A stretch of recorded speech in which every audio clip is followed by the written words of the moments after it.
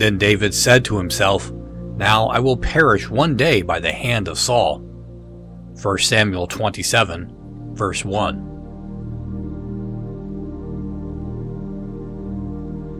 The thought of David's heart at this time was a false thought, because he certainly had no ground for thinking that God's anointing him by Samuel was intended to be left as an empty, unmeaning act. On no one occasion had the Lord deserted his servant. He had been placed in perilous positions very often, but not one instance had occurred in which divine interposition had not delivered him. The trials to which he had been exposed had been varied. They had not assumed one form only, but many. Yet in every case, he who sent the trial had also graciously ordained a way of escape. David could not put his finger upon any entry in his diary and say of it, "Here is evidence that the Lord will forsake me," for the entire tenor of his past life proved the very reverse.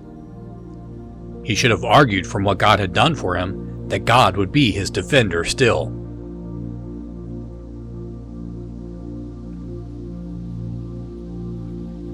But is it not just in the same way that we doubt God's help? Is it not mistrust without a cause? Have we ever had the shadow of a reason to doubt our Father's goodness? Have not His loving kindnesses been marvelous? Has He once failed to justify our trust? Ah, no, our God has not left us at any time. We have had dark nights, but the star of love has shone forth amid the blackness. We have been in stern conflicts, but over our head He has held aloft the shield of our defense. We have gone through many trials, but never to our detriment, always to our advantage. And the conclusion from our past experience is that He who has been with us in 6 troubles will not forsake us in the 7th.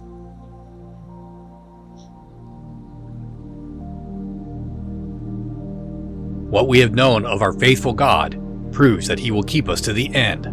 Let us not then reason contrary to evidence. How can we ever be so ungenerous as to doubt our God?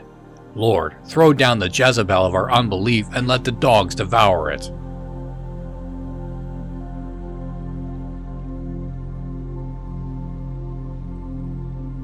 Then David said to himself, "Now I will perish one day by the hand of Saul." 1 Samuel 27, verse 1.